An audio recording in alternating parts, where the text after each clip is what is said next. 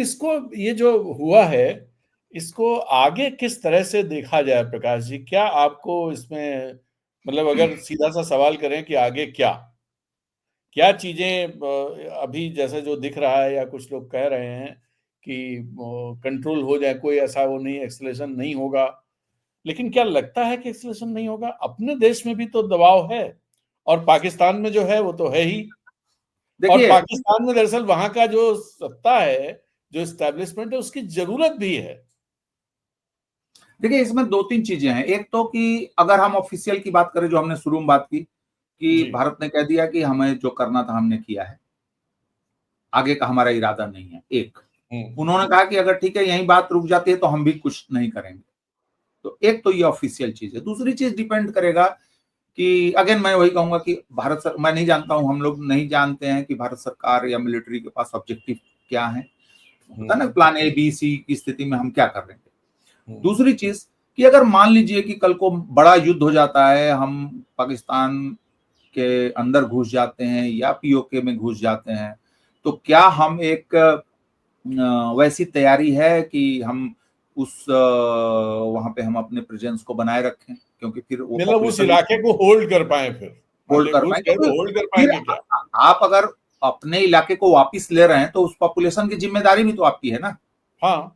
Administration बाकी चीजें। तो एक वो, फिर सिक्योरिटी, फिर उसके नहीं, इसमें एक दूसरे सवाल और, मैं बीच में थोड़ा डिस्टर्ब कर रहा हूं, लेकिन आप भूलिएगा नहीं, जहां पर हैं वहीं से चालू करिएगा। मैं सिर्फ एक चीज जोड़ना चाहता हूं, कश्मीर में जो जिन मुस्लिम्स को या पाकिस्तानी जिनको कह करके जिनका पाकिस्तानी पासपोर्ट था उनको वापस भेजा गया, मेरे दिमाग में एक सवाल उठा जो अपने दर्शकों के सामने और आपके सामने भी रख रहा हूँ। कश्मीर में ढेर सारे ऐसे लोग हैं जो मुजफ्फराबाद की तरफ के रहने वाले हैं, मीरपुर कोटली के रहने वाले हैं, जो पाक ऑक्युपाइड कश्मीर है, और उनके लिए जम्मू कश्मीर की विधानसभा 25 सीटें भी पड़ी हुई हैं। तो उनको कैसे क्यों वापस किया गया? अगर वो जम्मू कश्मीर में रह रहे हैं, इस हिस्से में आ रहे हैं, आप पूरे हिस्से को अपना मानते हैं, तो ये दोनों चीजें एक साथ कैसे हो सकती हैं? बस ये सवाल है, बाकी आप नहीं, बात उसका टेक्निकल मतलब है, उसका टेक्निकल मतलब है कि मुझे नहीं पता कि अभी कुछ देशों को प्राइम मिनिस्टर मोदी के आने के बाद कुछ देशों को चिन्हित किया गया है कि शायद डबल सिटीजनशिप नागरिकता। अलाउ, हाँ। हाँ अलाउ किया गया है कुछ लोगों को, या कोई कोई स्पेशल कार्ड वगैरह दिया गया है जिसकी वजह से वो कभी भी आ कार्ड जा। कार्ड का है जिनसे उनको बहुत सारी वैसी फैसिलिटीज मिल जाती हैं जो नागरिकों की होती हैं। जी। हाँ, तो संवैधानिक रूप से चूंकि हम दोहरी नागरिकता के पक्ष में, मतलब हमारे यहाँ प्रावधान नहीं है, नहीं तो है। जी। एक टेक्निकल कारण ये हो सकता है कि भाई आपके पास पाकिस्तानी पासपोर्ट है, आप वापस चले जाएं। एक तो ये है। दूसरी चीज है कि अगेन वही कि हमारे देश के अंदर भी जैसा कि खुद हमारे विदेश सचिव ने आज प्रेस कॉन्फ्रेंस में अंडरलाइन किया कि पाकिस्तानी आतंकवाद का इरादा ये था कि हमारे देश में कम्युनल राइट्स हो जाए, हमारे देश में जो है वैमनस्य फैले। लेकिन दुर्भाग्य से एक सर्टेन मेंटालिटी इस तरह की हमारे देश में है, दोनों तरफ है और बहुत वोकल है, वो बहुत वोकल है। वोकल है। तो भाई अब मान लीजिए कि पीओके का कोई बंदा जो कि टेक्निकली और संसद के रिजोल्यूशन, भारत के संविधान, बाकी हर हिसाब से वो हमारा नागरिक है, भले उसको उसको तो पाकिस्तान ने उसको तो बंधक बना रखा ना, होस्टेज है बंधक वो। बना रखा है। यस। तो वो होस्टेज अगर कल को अप्लाई करे प्रॉपर चैनल से, तो मैं समझता हूं कि उसको वापस लिया जाना चाहिए। लेकिन अगेन देखिए, ये चीज तो मान लीजिए कि आप रूल्स बना देंगे, प्रॉब्लम प्रोसेस में है। वो जो बंदा आ रहा है तो उसको आप जैसे मान लीजिए कि मैं अभी जाऊं और अमेरिका में कहूं कि भाई मुझे आप सिटीजनशिप दे दें, तो वो मेरा हिसाब किताब लगा सकते हैं कि भाई तुम कहाँ से रहते हो, कहाँ तुम्हारा गांव है, क्या है नहीं है। उनके अपने जो यहाँ लोग हैं वो वेरीफाई कर सकते हैं, वो हमारी पुलिस से मदद ले सकते हैं कि भाई ये बंदा कैसा है जो हमसे वीजा मांग रहा है या हमसे नागरिकता मांग रहा है, ग्रीन कार्ड मांग रहा है। लेकिन पीओके में ये व्यवस्था हमारे पास नहीं है, हम नहीं कर पाएंगे पाकिस्तान की के साथ हमारे संबंधों की वजह से। तो मैं समझता हूं कि उसकी वजह ये है। लेकिन बहरहाल मैं इस पे आ रहा था कि एक तो होल्ड करना रखना, दूसरा देखिए पाकिस्तान से अगर आप फुल फ्लेज लड़ाई लड़ते हैं तो इसमें कोई डाउट नहीं कि पाकिस्तान के लिए वो बहुत बुरा एक हिसाब किताब होगा, उसको बहुत भारी नुकसान सहना पड़ेगा। लेकिन चूंकि हम बड़ी इकोनॉमी, तो हमारे लिए भी नुकसान सिग्निफिकेंट होगा। और ये सारे लोग, चाहे आप राइट विंगर से पूछ लें, लेफ्ट विंगर से पूछ लें, लिबरल से पूछ लें, कि भारत को अपने इकोनॉमिक डेवलपमेंट को मेंटेन करने के लिए जो बहुत इंपॉर्टेंट 2-4 कदम उठाने हैं, उसमें एक कदम यह भी है कि आप कम से कम 2-2.5 दशक तक किसी भी तरीके के लड़ाई झगड़े लफड़े से बाहर रहे। तो मैं समझता हूं कि जब ये हमारी मोटी खोपड़ी में समझ में आ जा रही है, तो हमारे जो मंदारिन बैठे हुए हैं नॉर्थ और साउथ एवेन्यू में, उनको तो जरूर आती होगी। तो उस भरोसे पे मैं कह रहा हूं कि बड़ी लड़ाई नहीं होगी। दूसरी चीज कि पाकिस्तान के अंदर आप क्या समझ रहे हैं कि पाकिस्तान की मिलिट्री और पाकिस्तान के पॉलिटिकल एस्टेब्लिशमेंट और पॉलिटिकल एस्टेब्लिशमेंट के विदिन, अभी तो ये तो सिंधु इंडस ट्रीटी बीच में आ गया मामला, ये सब जो हुआ पहलगाम, उसके पहले से बिलावल भुट्टो शहबाज शरीफ सरकार को और पंजाब को गलिया रहे हैं कि तुम लोग सिंध प्रांत को पानी नहीं दे रहे। चल रहा है जी। वहां दरअसल एक कोई प्रोजेक्ट है सिंध का, उसको सेल्व कर दिया फौज ने, उसके चलते भी बड़ा वो है कि ये फौज और पंजाब, ये जो पूरा वहां चल रहा है ना, वो ये सारे उसमें साथ कितना $2 बिलियन या कितने का वो प्रोजेक्ट है। और जो इनके जो रिश्ते तालिबान से खराब हुए हैं, हाँ, उसकी वजह से खैबर पख्तूनख्वा में, और आपका वहां भी पानी का एक प्रॉब्लम है, वहां भी ये पानी हथियाने के चक्कर में तालिबानी बड़े परेशान है वहां पे इनसे। हाँ, तो वहां पे वहां का अपना टीटीपी का जो वो है, जो आतंकी गिरोह है, वो पख्तून इलाके में बलूच लिबरेशन आर्मी जो है वो है एक तरह से। बलूच को भी छोड़ दीजिए। अच्छा, केपीके की बात कर रहे हैं आप? हाँ, तो खैबर में जितने पख्तून अफगानिस्तान में नहीं रहते, उससे ज्यादा पाकिस्तान में रहते हैं। पाकिस्तान में रहते हैं जी। और इनके यहाँ शादी विवाह आना जाना सारा कुछ है। अब ये रेगुलेट करना चाहते हैं, तो उससे वहां पर डिसकंटेंट बढ़ रहा है। आपने इमरान खान को जेल में रखा हुआ है, उनका एक बहुत बड़ा सपोर्ट बेस है। आपने पीछे देखा कि जब उनके समर्थक जब मिलिट्री वालों को दौड़ाने लगे थे, तो हड़कंप मच गया था। हाँ। कहां गई थी पाक आर्मी की जो है अफवाज पाकिस्तान की ताकत, जब उनके कमांडरों के घर जलाए जा रहे थे, ऑफिसेज में हमले हो रहे थे। हालांकि वो उस प्रोटेस्ट का एक बड़ा एक खराब एस्पेक्ट था, और मैं समझता हूं कि वो किसी भी देश में नहीं होना चाहिए। उन्होंने जो शहीदों के स्मारक थे और उनके थे, उसको भी उन्होंने तोड़ा था। हम लोग पता नहीं है, मुझे लगता है कई बार ना कि इस खित्ते के साथ एक और सर बहुत बड़ी जहनी बीमारी है कि हम बड़े कृतज्ञ लोग हैं। हम हमारे हाँ, वो हर जगह दिखाई देता है, सही कह रहे हो आप। पाकिस्तान में वो चीज दिखती, बांग्लादेश में देख लो, अब दिख रहा है, हमारे और यहाँ भी अपने देश में दिख रहा है, अपने देश में दिख रहा है कि जो लीडिंग लाइट्स होनी चाहिए, जिनसे आपको प्रेरणा लेनी चाहिए, उनको आप बिल्कुल कालिख पोतने पे लगे रहते हैं। और मैं तो कह रहा हूं कि छोड़ें बात उनकी जिन्होंने हमारे लिए फ्रीडम स्ट्रगल किया, चाहे देश को यहाँ तक लेकर आए। मैं कह रहा हूं कि क्या मैं अपने दादा को सिर्फ इस वजह से कमतर मानूंगा कि मैं सो कॉल्ड मेरे पास 2 डिग्रियां ज्यादा हैं, या मेरे पास 2 गजेट्स ज्यादा है? अरे भाई, कॉमन सेंस है कि वो नहीं होता तो तुम नहीं होते, सिंपल बात है। बाकी तो छोड़ दो, तुम्हारे लिए क्या किया नहीं किया, वो तो हिसाब में ही रखने की बात। तो ये जो हम पाकिस्तान के भीतर देख रहे हैं, बाकी जगहों में देख रहे हैं, तो मैं नहीं समझता हूं कि पाकिस्तान की फौज, पाकिस्तान का एस्टेब्लिशमेंट इस चीज के लिए तैयार है कि वो बहुत ज्यादा लड़े। अब देखिए, पाकिस्तान को इसमें क्यों थोड़ी राहत मिल रही है इस बात से, क्योंकि भारत उस मूड में नहीं है कि वो एक बड़ा एक्शन करे, बड़े एजेंडे के साथ, बड़े ऑब्जेक्टिव के साथ, बड़े इरादे के साथ करे, तो वे भी बच जा रहे हैं। तभी तो उनको कहने की ये बेशर्मी आई कि आप अगर पीछे हट जाए तो हम भी अपनी कहानी बंद रोक देंगे। भाई, आप सुबह सुबह तक ये बोल रहे थे कि बदला लेंगे, और आप जो बता रहे हैं कि हमारे तैयारे जो है हवा में तैरने लगे हैं, और ये क्या बात होगी कि ब्लूमबर्ग से बात कर रहे हो? एक्चुअली क्या है ना कि ये सारा गेम मैसेजिंग हो रहा है। ब्लूमबर्ग का इंटरव्यू राजन तिवारी और प्रकाश केरे के लिए नहीं है, वो अमेरिकी एलीट कॉर्पोरेट और उनके लिए है कि भाई साहब हम देखो ठीक ठाक, हम मूड तैयार हैं, थोड़ा सा भारत को प्रेशर दो यार, तुम लोगों का ज्यादा पैसा वहां पे लगा हुआ है। हाँ। तो मैं समझता हूँ कि ये सब कारण है जिनकी वजह से बड़ी लड़ाई जो है वो नहीं होनी चाहिए। और देखिए एक और चीज है, मैं कह रहा हूँ कि हमारे यहाँ हमारी कमियां देखिए, बाकी छोड़ दीजिए मिलिट्री और पॉलिटिकल और क्या क्या। अभी भारत सरकार ने एक निर्णय लिया कि भाई देश के 224 जिलों में कुछ इलाकों में हम लोग मॉक ड्रिल करेंगे। आज अब होना है देखिए, हाँ, अब क्या होता है, मॉक ड्रिल में दो बातें आई। क्रिटिसाइज करने वालों ने क्रिटिसाइज करना शुरू कर दिया। देखिए ये बात सही है कि आज के दौर में उस तरीके से युद्ध नहीं होते जो अभी एक दशक पहले तक होते थे। वो तो बटन दबाएगा और मिसाइल वो आएगा, मिसाइल जा रहा होगा ऊपर, लेकिन उसको वो फिर वहां से अपना ट्रेजेक्टरी लेके आपके घर में घुस आएगा। लेकिन सिर्फ बात वो नहीं होती है, बात ये होती है कि अटैक्स अगर मान लीजिए हो गए, तो अगर आप थोड़ा सतर्क रहें तो आपकी कैजुअलिटी कम होगी।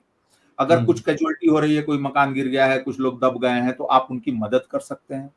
मॉक ड्रिल में ये होता है कि हॉस्पिटल्स रेडी रहते हैं, दमकल की गाड़ियां रेडी रहती हैं, और जो प्रोफेशनल्स हैं, जो कि मान लीजिए कि मैं डॉक्टर हूं और एक मोहल्ले में रहता हूं, तो वो सबको जान रहा भाई डॉक्टर है तो जरूरत पड़ने पर ये जाएगा। तो मॉक ड्रिल की अपनी एक नहीं, अहमियत तो होती है, उसकी एक अहमियत होती है। हाँ, लेकिन वे नमूने तभी भी बाज नहीं आए जब उन्होंने पूरी लिस्ट जारी कर दी कि भारत सरकार ने क्या कहा है, 50 दिन की दवाई रख लो, खाना रख लो, रसद रख लो, ये करो वो करो। गवर्नमेंट को उसको कहना पड़ा कि भैया ऐसा कोई डायरेक्शन नहीं दिया गया है। हाँ, लोगों ने अपनी तरफ से बना के कर दिया है भाई। तो मतलब मूर्खता का मतलब ऐसा थोड़ी कि मूर्खता का ठेका सिर्फ पाकिस्तानियों ने लिया हुआ है, हाँ, हमारे हिस्से में भी ठीक ठाक आई है। तो अब आप सोचिए कि ये कुंद जहनी है हमारी कि सरकार को बाकी काम के साथ ये भी करना पड़ रहा है कि भैया ये फेक न्यूज चला रहे हो। और तो और आपने देखा वो वित्त मंत्रालय को बोलना पड़ा जो एएनआई ने लिखा था। क्या? एक है, मैं आपको भेज देता हूं। एएनआई ने कुछ दिन पहले कोई चीज लिखी तो वित्त मंत्रालय ने कहा कि नहीं नहीं ये सब बकवास की बात है। हाँ, अंतर्राष्ट्रीय मुद्रा कोष में जो पाकिस्तान का जो भी होता उनका लेन देन होता है, उसको रोकने के लिए भारत सरकार कोशिश वो कर रही है। दरअसल उनको एक पैकेज मिला है, पाकिस्तान को क्लियर हुआ है वहां से, जिसका पहला ट्रांचे आ चुका है, दूसरा आने वाला है। उसको ये खबर चलाई थी कि उसको रोकने के लिए आईएमएफ पे प्रेशर भारत डाल रहा है कि पाकिस्तान को नहीं मिले। और देखिए खबर बनाने वालों की देखिए बुद्धि, और अभी तक वो खबर हटाई नहीं गई सरकार के ऑब्जेक्शन के बावजूद। और मजे की बात देखिए कि आप आईएमएफ में पाकिस्तान का पैसा रुकवा रहे थे और आप ही को अपने आईएमएफ के डायरेक्टर को जो है समय से पहले वापस बुलाना पड़ा, वापस क्योंकि लेना पड़ा। हाँ, उसने 7 करोड़ की किताब उस किसी बैंक को बेच दी थी। हाँ। तो मतलब हमारी अपनी समस्याएं भी कम नहीं है। तो खैर मुझे लगता है कि ये सारी चीजें हैं। और देखिए बहुत पॉइंट्स में मैं पॉइंटर में बता देता हूं जी। क्या पाकिस्तान को और भारत को बड़ी लड़ाई में डालकर अमेरिका को क्या जियोपॉलिटिकल फायदा हो सकता है? क्या अभी उसका अफगानिस्तान में इंटरेस्ट है? नहीं। क्या वो यह लड़ाई करा के क्या पाकिस्तान को पूरी तरीके से वो चीन की झोली में डाल देगा और एक इतना बड़ा अपना एसेट खो देगा साउथ एशिया के भीतर, जिससे कि सेंट्रल एशिया, पश्चिम एशिया सारे जुड़े हुए हैं, जिससे समुद्र जुड़ा हुआ है, जो एक बड़ी आबादी है, जिसका ठीक ठाक डायस्पोरा है? क्या पाकिस्तान को वो ऐसे ही छोड़ देगा कि जाओ भाई अब तुम चीन में विलय कर लो? पहली चीज। दूसरी चीज, क्या चाइना पाकिस्तान के पीछे अपनी पूरी ताकत झोंक देगा? चीन का पूरा 20 साल का 2005 से अभी तक का जो इन्वेस्टमेंट है उसका इकोनॉमिक प्रोजेक्ट गलियारा बीआरआई ये सारा मिला के वह है 62-63 बिलियन डॉलर का टोटल, 20 साल में $62 पाकिस्तान में। मोस्टली एनर्जी, इंफ्रास्ट्रक्चर, बंदरगाह, सड़कें, ये सब है। वही दरअसल सीपीईसी के आसपास सारी चीजें हैं। वही है। और उसका पिछले साल का बिजनेस है दोनों देशों का, टोटल बिजनेस $23 अरब का, मान लीजिए मोटा मोटी $100 अरब, जिसमें कि 25 साल 20 साल का वो भी शामिल है। और भारत से वो $100 अरब हर साल कमा के जाता है मुनाफा। तो वो क्या दोनों देशों को लड़ाई लड़वा कर वहां भी अपना नुकसान करा ले और यहां भी अपना नुकसान करा ले? पिछली बार हम लोग ये बात कर ही रहे थे कि चाइना कतई नहीं चाहेगा कि दोनों देशों के बीच कोई लड़ाई। और सर ये भी हमारे देश में जो एक और चीज इसमें मैं जोड़ूंगा, जो मैं कहता हूं, जो सीपीईसी है दरअसल, सीपीईसी सिर्फ $62 बिलियन नहीं है। सीपीईसी जो है चाइना की जो आगे की पूरी स्ट्रेटजी है उसकी रीढ़ की हड्डी है। वो क्यों है? क्योंकि वो डायरेक्ट एंट्री मिलती है उसको उस सीपीईसी से, जो काराकोरम से शुरू होकर के और ग्वादर पहुंच जाते हैं। तो एक तो अरेबियन सी और पूरा अफ्रीका उसके रीच में तुरंत आ जाता है, यूरोप का एक बड़ा हिस्सा उसके रीच में आ जाता है, मिडिल ईस्ट तो है ही है। और जो वहां पे पीओके तक जो पहुंच रही है लाइन, रास्ता बाल्टिस्तान जी, तो वो साउथ एशिया में भी उसका वो बन गया, थोड़ा सा सेंट्रल एशिया से भी संपर्क हो गया उसका, और हिमालय के इधर उसका एक प्रेजेंस हो गया। तो स्ट्रेटेजिकली भी एक उसका इंपॉर्टेंस है। लेकिन मैं कह रहा हूं कि नहीं, मैं जो बात, पूरी बात नहीं हुई, ये इतना हो गया। अब है क्या कि उसका जो फ्यूचर के वो स्ट्रेटजी देखिए, अफ्रीका उसके लिए बहुत इंपॉर्टेंट है, बहुत इंपॉर्टेंट है अफ्रीका। और अफ्रीका तक रीच इतनी आसान हो जाए कि बाई रोड वो ग्वादर पहुंचे और ग्वादर से फटाफट यूं अफ्रीका पहुंच जाए। और वैसे अगर ये सीपीसी नहीं हो तब आप सोचिए कैसे आएगा चाइना, पूरा उसके जहाज साउथ चाइना सी से निकल के और फिर पूरा इंडियन ओशन में होते हुए वहां पहुंचेंगे। तो एक ये हो गया कि चीन नहीं चाहेगा। और देखें, यह बात सही है कि चीन चूंकि उसके लिए इतना इंपॉर्टेंट है पाकिस्तान, जो अभी आपने अंडरलाइन किया, तो वो पाकिस्तान को सपोर्ट देता है 2 कारणों से। एक तो उसका हमारे साथ भी सीमा विवाद लगा हुआ है, तो वो उसको एक प्रेशर टैक्टिक्स के रूप में भी इस्तेमाल कर सकता है, लीवर के तौर पर इस्तेमाल करता है हमारे खिलाफ। हाँ। और दूसरी चीज की वो कुछ हथियार तो जरूर देता है, लेकिन यह गलत धारणा है कि वो पाकिस्तान को बहुत हथियार देता है। पूछिए ये क्या है, कैसे? ये वो कुछ परंपरागत हथियार, कुछ मिसाइल उसने दे दिए, कुछ छोटे असलहे दे दिए। अगर वो बड़े और डेवलप्ड असलहे देगा इनको, तो उसको ट्रेनिंग भी करानी होगी, नंबर 1। और ठीक उसी समय अमेरिका भी पाकिस्तान को सप्लाई करता है मिलिट्री इक्विपमेंट्स। तो क्या अमेरिका चाहेगा कि चीनी एक्सपर्ट्स के हाथ में हमारे अत्याधुनिक हथियार और डिफेंस सिस्टम और ये सब लगे, ताकि उसका वो टेक्नोलॉजी जान जाए और उसका हिसाब किताब जान जाए? और क्या मैं मतलब एक ऐसे देश के साथ मैं हथियार दूं जो कि चाइना से भी हथियार खरीद रहा है? एक। दूसरी चीज कि अगर मान लीजिए कि लड़ाई हो गई, तो चाइना के एक हद से ज्यादा चीन पाकिस्तान की मदद करने में सक्षम नहीं हो सकता। चीन ने पिछले कुछ वर्षों में दुनिया के सबसे एडवांस हथियार सिस्टम डेवलप किए हैं। अब उन हथियार सिस्टम्स को अगर वो देगा पाकिस्तान को, तो उसके साथ ट्रेनिंग भी करानी होगी। और इसका हमारे पास उदाहरण है, यूक्रेन को अमेरिका दे रहा है, जर्मनी दे रहा है, ब्रिटेन दे रहा है, फ्रांस दे रहा है, फिर भी यूक्रेन की यह हालत है। भाई आप हथियार तो खरीद लेंगे, देश बेच के खरीद लेंगे, गिरवी रख के खरीद लेंगे, उधार मांग लेंगे, चलाएगा कौन? क्या चाइनीज मिलिट्री आएगी? एक तो उसके पास ये लिमिटेशन है। आपको याद होगा कि रूस अपने एनर्जी क्लाइंट के रूप में पाकिस्तान को भी देख रहा है, और उसकी एक वजह यह भी है कि कल को अगर भारत या और दूसरे देश अगर अमेरिकन टैरिफ और बाकी और प्रेशर को लेके अगर अमेरिका से तेल वगैरह खरीदने लग रहे हैं, तो अरब के जो देश हैं, रूस जो ये बड़े प्रोड्यूसर हैं, ये अपने लिए अल्टरनेटिव मार्केट तो ढूंढेंगे ना, कहीं और बढ़ाएं, कहीं और सप्लाई ज्यादा करें। तो रूस उनमें एक है, और पश्चिम एशिया के देशों के साथ पाकिस्तान के तो अच्छे संबंध ही, वो नहीं चाहेंगे कि इतना गंदगी मचे वहां पे। तो रूस ये नहीं चाहेगा कि पाकिस्तान को हम फंसा दें इतनी बड़ी लड़ाई में, और कल को ये उम्मीद रखें कि पाकिस्तान हमारे साथ आ जाएगा, क्योंकि कोल्ड वार का एग्जाम्पल हमारे साथ आपके हमारे सामने है।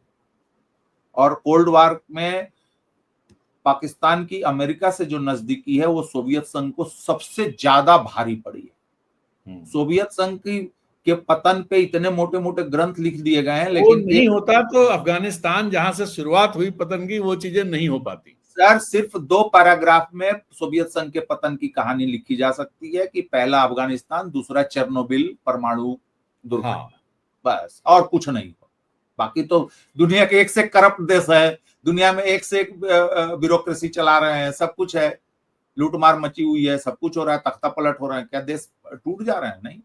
तो मैं समझता हूं कि बड़े जो देश हैं, अमेरिका, रूस, अरब के देश, अगेन टर्की, देखिए टर्की अफगानिस्तान में भी बड़ा प्लेयर है। टर्की दरअसल बहुत स्ट्रेटेजिक, एक तो नाटो का मेंबर है, यूरोप का आता है, दबदबा एशिया में रखता है, बहुत अलग तरह से उसकी और वहां पे वो काला सागर उसके कंट्रोल में है, उसके कंट्रोल में है। हाँ, काला सागर भले बहुत ज्यादा रशिया के पास है, लेकिन निकलोगे कैसे? निकलो कैसे? हाँ, वो तो छोटा वाला जो गलियारा है वो तो उसका है। हाँ, तो देखिए ये सारे जो लोग हैं सारे, और फिर अगेन मैं कहूंगा कि भले दुनिया में अभी 40 से ज्यादा जगहों पे तमाम तरीके के कॉन्फ्लिक्ट, युद्ध, लड़ाइयां, गृह युद्ध चल रहे हैं, लेकिन प्रॉपर युद्ध अभी भी आप नहीं देख रहे हैं। कहीं भी प्रॉपर युद्ध नहीं हो रहा है कि आपने अपनी सेना सामने रख दी। हमने रूस यूक्रेन की भी जो लड़ाई हो रही है वो बहुत स्ट्रेटेजिक और बहुत टेक्टिकल लड़ाई हो रही है। हाँ।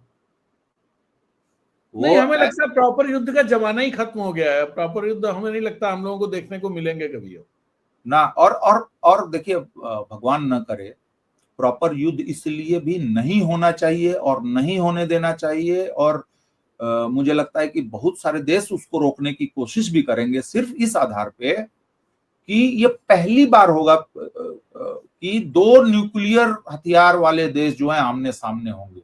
और एक बात जान लीजिए, अभी पाकिस्तान भले गिदड़ भभकी दे रहा है न्यूक्लियर बम का, हमारे पास न्यूक्लियर बम है, हमारे पास न्यूक्लियर बम है, लेकिन सच्चाई यह है कि जिस भी देश के पास न्यूक्लियर बम है, जब उसका एग्जिस्टेंस खतरे में आ जाएगा, वो पुश टू द वॉल हो जाएगा, तो उसको चलाना ही पड़ेगा, नहीं तो उसका क्या करेगा? अचार डालेगा, मतलब क्या? नहीं, पाकिस्तान का एक मंत्री अभी कल ही बोल रहा था, कल दिन में कहीं मैंने सुना था, वो कह रहा था कि अगर हम पर बनाई और तो फिर दुनिया भी नहीं बचेगी।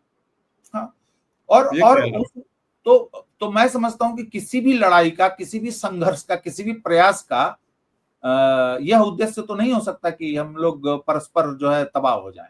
नहीं, लेकिन 2 न्यूक्लियर पावर्स तो यूक्रेन और रशिया भी है ना। यूक्रेन नहीं है, यूक्रेन के पास नहीं है। यूक्रेन के पास था, लेकिन उसको जो गारंटी दी वेस्ट ने, और रशियन गारंटी जो दिलवाई गई 1995 में, तो उसका सारा असलहा जो है उस सोवियत, उसने रूस को वापस कर दिया, जो उसके वापस कर दिया क्योंकि असलहे तो बटे थे ना, सब में बटे नहीं थे, जो जहां था वो रुक गया था ना, उस समय उसी का हो गया था, वो उसी तरह से उसका हो गया। तो रूस ने क्या किया कि जितने भी देश थे, दरअसल यूक्रेन के पास बहुत ज्यादा आए थे, यूक्रेन में जो हमें लगता है न्यूक्लियर वो ज्यादा था और बहुत ज्यादा असलहे आए थे। उसकी वजह थी ना कि वो तो यूरोप के मुहाने पे था। हाँ, तो लड़ाई तो उधर ही होनी थी ना, यहाँ इधर थोड़ी सोवियत संघ को किसी से डर था इस इलाके में। उसका तो यहाँ पाकिस्तान की सीमा तक वही बैठा हुआ था, अफगानिस्तान तक बैठा हुआ था वो। सारा सेंट्रल एशियन जो रिपब्लिक्स हैं उसी के हिस्से हैं, तो उसको इधर तो इधर कुछ डर ही नहीं था। हाँ, उधर अमेरिका और उधर अलास्का है, बर्फ है उधर, उसको अमेरिका से डर ही नहीं था, तो उसको तो जो भी था तो लड़ाई यूरोप से होनी थी। और दो बड़े बड़े युद्ध है, नेपोलियन वाला जो युद्ध रूस ने जीता और हिटलर वाला जो युद्ध सोवियत यूनियन ने जीता, ये तो यूरोप से ही आए थे, ये लड़ाइयां आई थी ना, बाकी जगहों से तो आई नहीं थी। इवन बहुत जमाने पहले जब मंगोल घुसे थे तो वो भी इसी रास्ते से घुसे थे। तो इसीलिए उसने सारा असलाह जो है यूक्रेन के में रख दिया था, इधर कुछ रखा था जैसे सेफ गार्ड के लिए उज्बेकिस्तान वगैरह में कुछ था। क्योंकि उनका सबसे बड़ा, अगर आपको याद हो, हम लोग न्यूज में पढ़े थे, बच्चे थे तो पढ़ते थे कि सोवियत संघ का कोई मिसाइल जाता था तो वो उज्बेकिस्तान के फलाने अखनूर या कहीं से वहां से उड़ता था। वो कभी मॉस्को से, लेनिनग्राद से और स्टालिनग्राद से नहीं उड़ता था, वो इधर ही से उड़ता था। हाँ, इन्हीं जगहों से होता था। सही कह रहे हैं। इसलिए कि ये जगह सेफ थी, यूरोप की नजर से दूर थी, जो उनके अपने रिसर्च के लिए और उसके लिए सुरक्षित था। तो मैं समझता हूँ कि सर इसीलिए लड़ाई नहीं होनी चाहिए। और बात नहीं, लड़ाई नहीं होनी चाहिए। और दूसरी बात ये, क्या आपका असेसमेंट कहता है लड़ाई नहीं होगी, जैसा अभी हम लोगों ने बात की, लड़ाई नहीं होगी आपका कहना है? और अभी डोनाल्ड ट्रंप ने जो कल रात को जो 1 मिनट का अपना स्टेटमेंट दिया, उसके लास्ट में उन्होंने भी उम्मीद जाहिर की है। हालांकि वो गजब, मतलब मुझे लगता है शुरुआत की स्टेटमेंट की, वहां से देखिए उसे क्या है। नहीं, मुझे लगता है कि डोनाल्ड ट्रंप ने एक ठेका ले लिया है कि शी जिनपिंग और व्लादिमीर पुतिन के अलावा मुझे सबको जो है अपमानित करना है। हाँ, कल उन्होंने कनाडा के प्राइम मिनिस्टर के आने से पहले अपने सोशल ट्रूथ पर उन्होंने लिखा कि आ रहे हैं, वेलकम है उनका, लेकिन मुझे समझ में नहीं आता कि हम 200 अरब डॉलर क्यों इनको देते हैं, क्यों इनकी मिलिट्री गारंटी देते हैं। और फिर उनको बगल में बिठा के फिर बोला। अब वो बेचारा समझाने की कोशिश कर रहा है।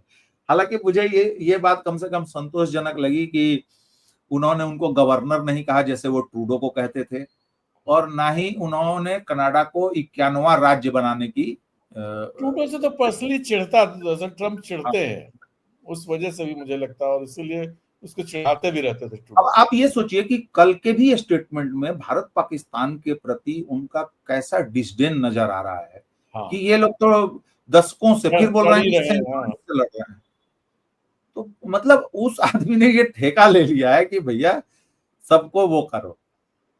उनको दो ही लोग ठीक कर सकते हैं, व्लादिमीर पुतिन और शी जिनपिंग। और ठीक कर भी रखा है, शी जिनपिंग ने तो ठीक ही कर रखा है, शी जिनपिंग ने ठीक कर रखा है। तो चलिए आज की ये बातचीत यहीं समाप्त करते हैं। बहुत लंबा समय, करीब 1 घंटा 24 मिनट हो गया, हम लोग इतना सोचे भी नहीं थे। तो नहीं, ठीक है, मौका भी था, ये बड़ा मुद्दा है, इशू है, हम लोग अच्छा करके बतिया लिए। ठीक है सर, थैंक यू सर, आपका बहुत बहुत धन्यवाद। और अपने मित्रों, दर्शकों से मैं कहूंगा, यदि वो बातचीत उनको रोचक लगी तो इसे अपने सोशल मीडिया प्लेटफॉर्म पर शेयर करें, और हमारे चैनल अनब्रेकिंग को सपोर्ट करना ना भूलें। इसकी मेंबरशिप लें, इसे ज्वाइन करें। आप ऐसा करेंगे तो अनब्रेकिंग को ताकत देंगे और हमें अच्छा लगेगा, हम अपना काम और बेहतर तरीके से कर पाया करेंगे। तो इसी के साथ इजाजत दीजिए। नमस्कार, जय हिंद।